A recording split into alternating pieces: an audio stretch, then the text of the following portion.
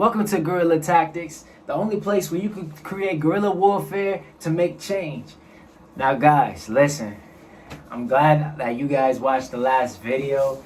It was a great video. I mean, I was proud of that one. That was a good video. But you guys, we got another topic, talking about some more things that we need to talk about. I got it right here. You know, I gotta have my notes ready for me at all times.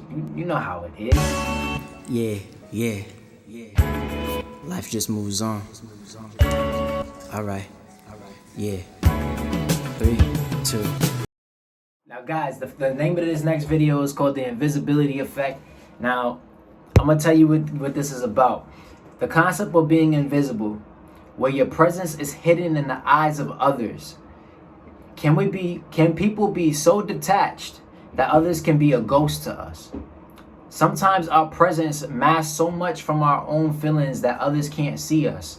Masks from our insecurities, our doubts, our fears can sometimes ruin great things for us. But I am here to tell you that even a ghost needs a friend. Now, I'm going to tell you why I want to talk about this topic.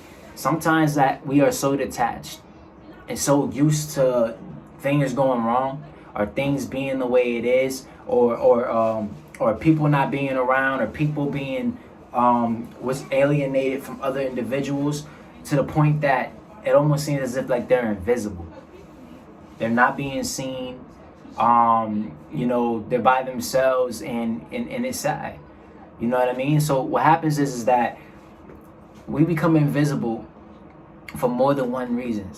So you have certain aspects of where you become invisible. One of them being which you being around in an environment of individuals that are around, but you being the least eye-popping inside of the crowd. So what happens is that individuals are only seeing things that attract their eye.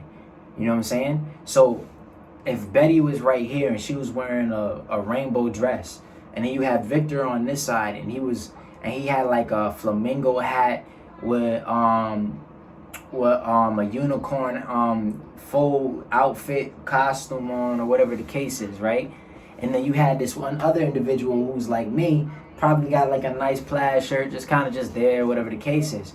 When you're walking by within that environment, sometimes our minds only attach to the things that are attractive. So because that person has a bright color on, we paid attention to that. So we saw Betty. And then because this person was just completely outrageous, like original on all aspects, we saw him. But if we were asked to stop, right, and I was to say to you, hey, listen, you already look back, don't look back. How many people did you see behind you before when you walked by? 9 times out of 10, you only saw either 1 or 2 people that was there. Why? Because the other person was invisible. Is that the other 2 scenarios that were there outshadowed the presence of that person. So that person no longer is there to you. That's how crazy it is. It's possible in a way where even if that person was up close, say you were in the same room as that individual, you still would not have known that their presence was there. Why? Because 1, they haven't made their presence known. 2, there's too many presences of individuals around us who are all trying to make a name for themselves. You know what I'm saying? So they're the most eye-popping that's there. So that one person that's just sitting in that little corner, just doing their own thing, probably drawing or writing music or doing whatever they're doing, you haven't noticed them. You haven't noticed them until something jogged your memory or something told you to look. You know what I'm saying? So the invisibility effect is literally that ability to mask your own presence. But sometimes we mask our own presence with an emotional detachments. Now, I talked about emotions in my last video, which is why I'm bringing this back up. Sometimes we are so detached within ourselves that we keep ourselves detached from individuals around us. You know what I'm saying? So if I'm very shy and I'm to myself, and say I'm going through a lot in my life, and I'm not really feeling like I'm connecting with other individuals, I detach myself from other people around me so that I can stay intact within my own emotions. You see what I'm saying? It's like my own security blanket.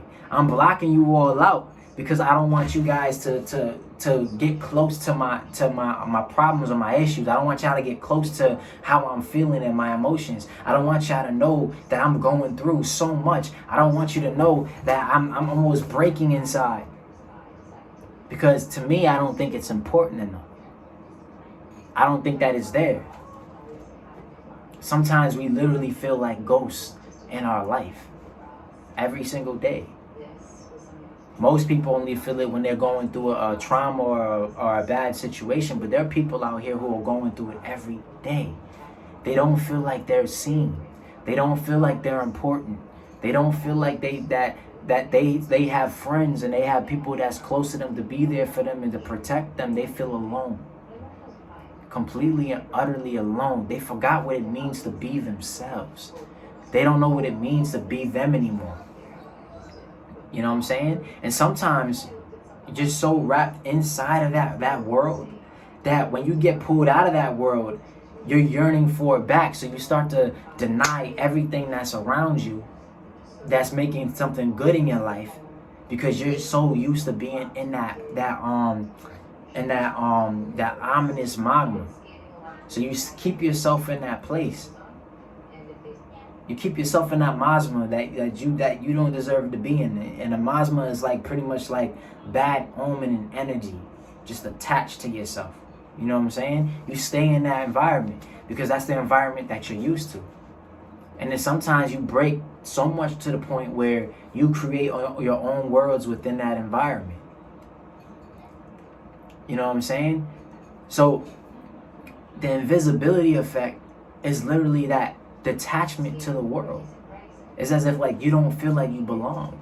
So, and because you don't feel like you belong, you feel detached from everything else that's around you. You know what I mean? And that's what it means to be invisible. But that's the thing though. A lot of times we, again, y'all know I love God. We talk about how, when we read the Bible, it talks about angels and how angels appeared and they were talking to us and the whole nine. And we wonder why we can't talk to them now. But a lot of times they're already talking to us. God is talking to us on a 24/7 basis, but we're not paying attention enough to see what it is that God is telling us. And in a way, we put God in that same aspect of the invisibility effect.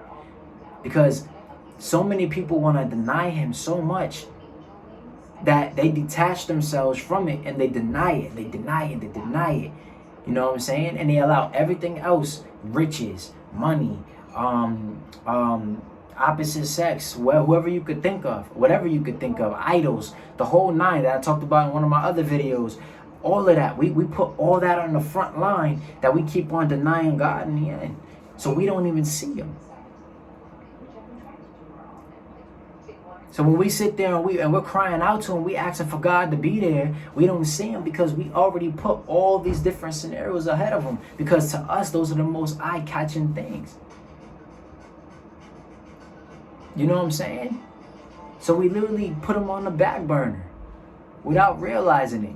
And the only time that we recognize that he's 100% out there right in front of us is when we're going through something and we need him. It reminds me of one of the stories that was talked about, that I was always told about. There was a guy drowning. He was inside of the sea. He was in the water and he was drowning. And he was praying to God and he kept asking God, God, please save me. God, please save me. Like, I know you're there. I can hear you. I know you're there. Please save me. And then a couple hours later, here comes a boat coming right along. And they're asking him to take him up and bring him into the boat. And then he's saying, nah, I'm good. God's going to save me. I'm going to be all right. So then the boat left. Then he kept on praying, God, please save me. God, please save me. So God sent a plane. Here's a plane right a couple hours later. A plane's right there trying to scoop him up. And no, I'm good. God's got me. I'm all right. I got God. God's got me. He drowns. Then he goes to heaven and he stands before God and he says, God, what happened, God? I prayed to you. I said that I believed that you was going to save me, that you had me. And God said, well, I did have you. I sent you a boat and a plane. You denied both. See, the problem is that he thought that God was going to appear personally.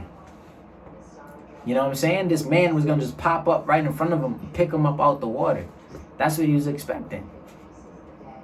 But a lot of times God helps us in many different ways, but he helps us in ways that become fruitful for us, in ways that is supposed to give us an advantage in life and that gives us a lesson. So not every time he's going to appear. Not every time when he speaks to you is going to be through a tongue or a language. You have to understand that God touched your soul. So he's able to touch you in ways that's different from other things. But the thing about it is that, again, with the invisibility effect, we place it on the back burner. Think about how many people we walked by that was in trauma, that was in serious danger, and we didn't see it. And it was right in front of us. And we didn't see it because we put them in the back burner because everything else to us was more important. We had to get to work on time. Oh man, I'm rushing. I gotta get to work. I gotta get there. And didn't even know that you passed by this woman getting mugged in the alleyway. Had no idea. Or a little kid is standing with a person that's harming them, but you didn't notice that they was being harmed. You didn't notice that they're looking at you in desperation and asking for help, hitting you with that SOS. You didn't notice because we put it on the back burner. And why did we put it on the back burner? Because we have all these other things that's more important to us. Things that can actually wait. But we put that first. You know what I'm saying? And then there's times where you have people in front of you, people that's involved in your life personally, who don't see that, don't see what it is that you're going through. And you're begging for them to help you. You're begging for somebody to just understand, to get what it is that you're going through. To not make excuses of why you should be all right. To tell you that, oh yeah, you should just let it go. I've been through it too. It's fine. To just hold you and tell you that I understand. I get it. And I'm here for you. Sometimes they need you to listen. They don't need you to talk. Sometimes listening can give you more in life than you speaking. I was once told by a very intelligent woman, and that's my mom. And she said to me, that one of the greatest weapons you could ever have is listening. And you know what? She's right. She's right. God asks us to listen all the time, but we refuse to hear. You know what I'm saying? Because if you listen, then you're able to understand and grasp what's going on. You're able to understand what it is that you need to make, what moves you need to make next, what steps you need to take. And you might actually save a life just for listening. But sometimes we go through war in life. We go through war in life, and we move in so much that we're not paying attention to what's going on, and we forget the values that we grew up with. We forget who we are, and then we tend to not show individuals that need our help who we are. So whereas you were very patient at one point, and you were showing love, and you were letting them know I'm here for you and I got you, whether it's a family member, friend, whether it's a loved one, whoever it is, what importance they have to you, instead of you being that patient and showing that love to them, you start to cast them off. Like, dang, you just a bunch of negative energy. I don't need you around. When in reality, they're going through a lot. They're going through a lot, and you're probably the only person that actually is in their life that they feel will actually pay attention. So when that moment comes where you cast them off because now it got to you, it's to the point where you're just annoyed now. You didn't realize that you probably just destroyed them inside. You know what I mean? It's crazy, because if I was to take a blank page right here, right now, right?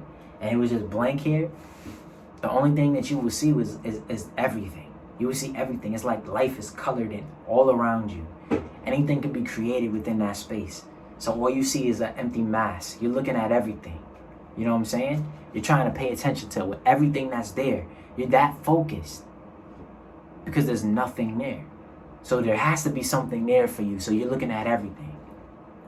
But when I put a dot into the center, right? The only thing you see is the dot. You're looking only at the dot, nothing else. Okay? So everything else is discarded from your memory, from your mind, from your thoughts.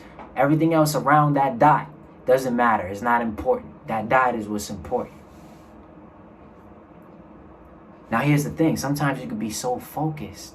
In the same way that you only see that dot, you only see that end goal. So you're only making moves based on that end goal. What's going to get you to that ending? That's going to get you to that goal that you're trying to reach. And you're so focused on that goal that you're discarding everything that's important around you. We do that to people every day. Every single day.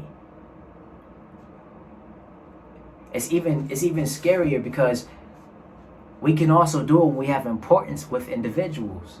We could love someone so strong, or two or three or a couple individuals so much that everyone else around us isn't important.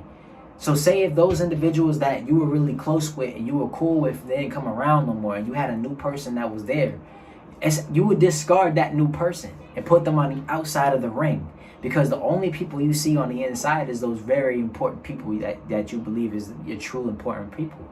But the thing about it is that person on the outside is now important to you too. And they probably see a lot of good values in you. And sometimes it could be those core people that was there in the beginning that no longer care about you anymore, but you still have value and hold them to your heart. So you put them in that inner circle.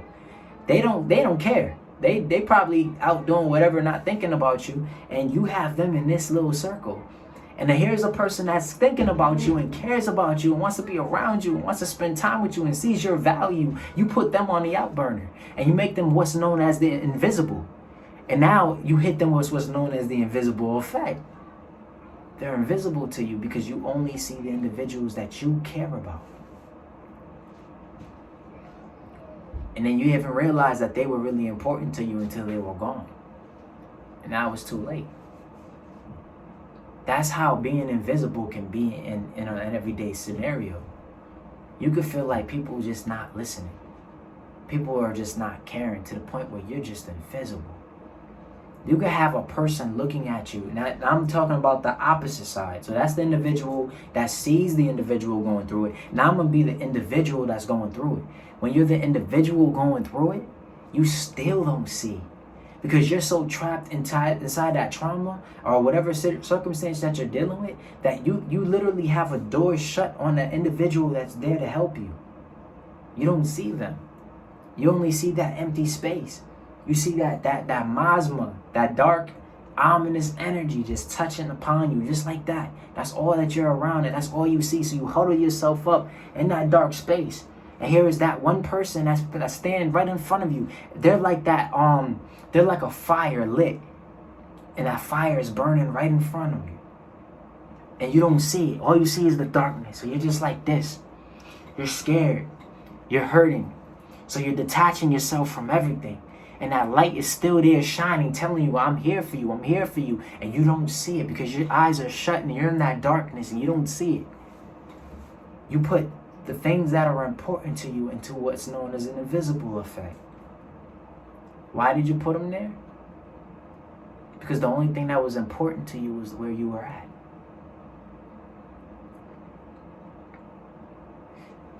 That's what's known as a conquest of hearts. Your heart is broken into two different things. Your heart is stuck in the darkness and is stuck in that empty space. So instead of the color red being painted onto your heart, it's clear and you can see through it. And that's how you're feeling. That means you're empty.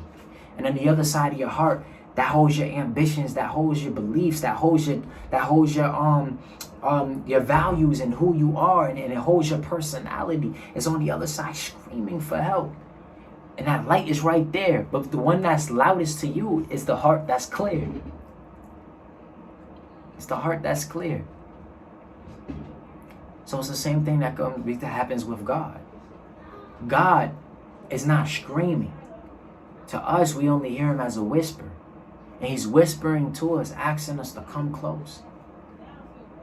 People who need our help are whispering to us, asking for our help. But we're only stuck on the things that we want to pay attention to and the things that matter to us. So we pull everything else out. So those individuals that really need our help, we're not helping them. Because we only care about what we need. God is about to come back. And he's coming back for his church. They're not talking about the buildings.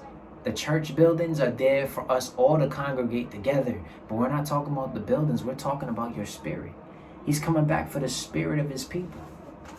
The spirit he gave each of us, that breath he gave to us. That's what he's coming back for. To bring us back to peace. Okay? So there's individuals around here whose spirits are screaming out to you because they need help. So instead of us denying them, instead of us casting them out and not giving them any value, let's let them know that we're here. And sometimes it's not through our speech. Sometimes it's a hug. Sometimes it's just to sit there in silence and let them scream.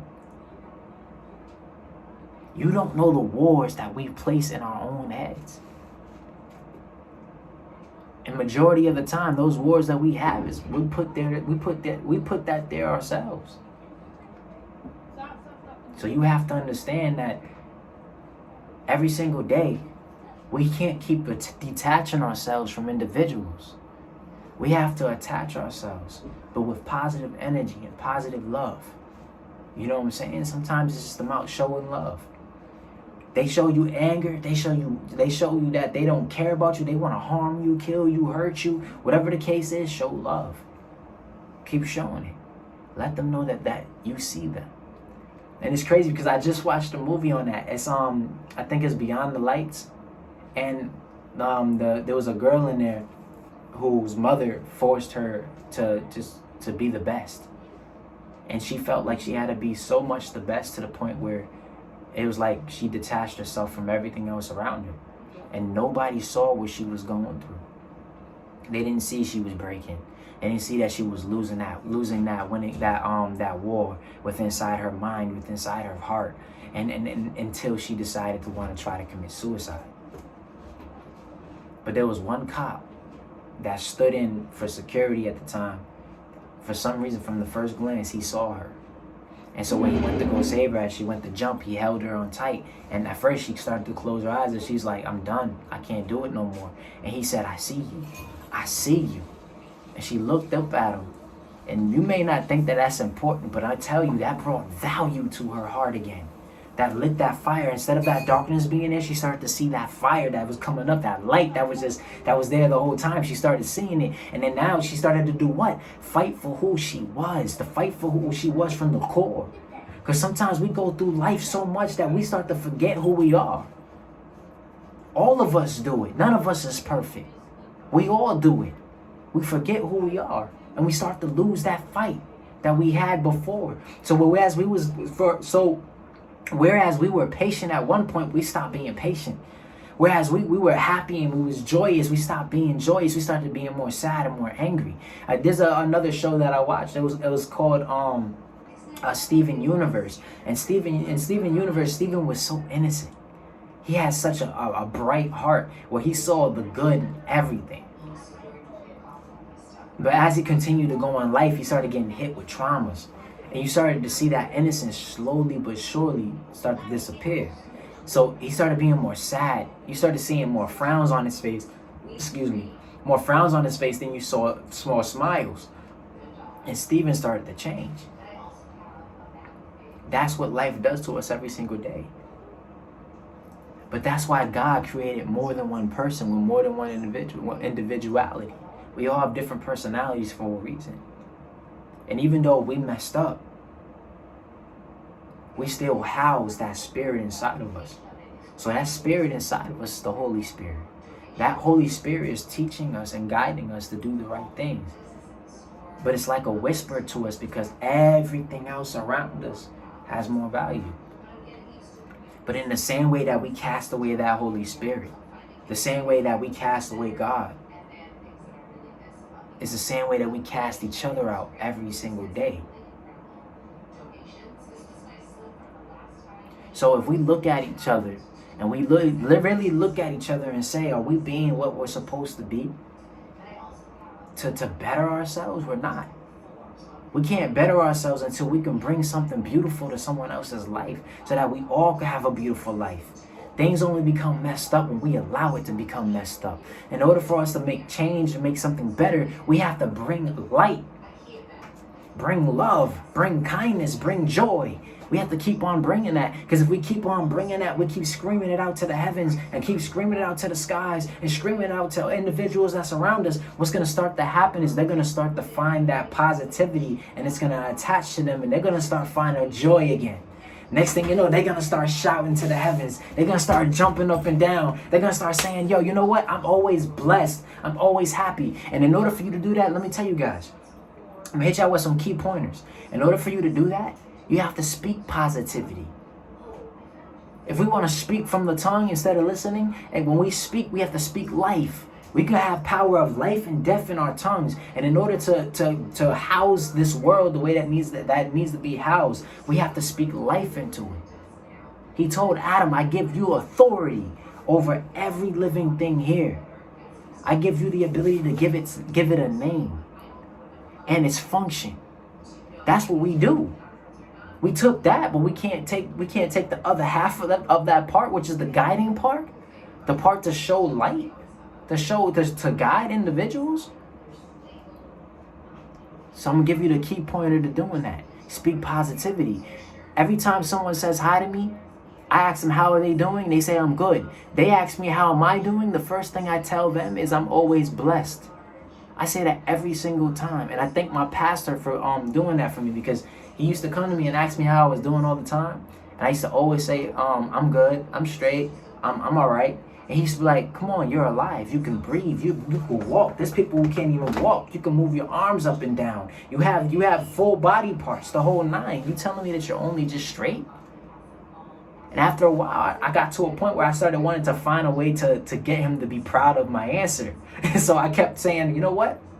I could come up with something different. I'm fantastic. I'm amazing. I'm this. I'm that. And then finally I came to I'm always blessed. And he was so proud. But that stuck to me for life. And to be honest with you, by me doing that, I created life into my life, into my world. So when I wake up every single day, I'm happy.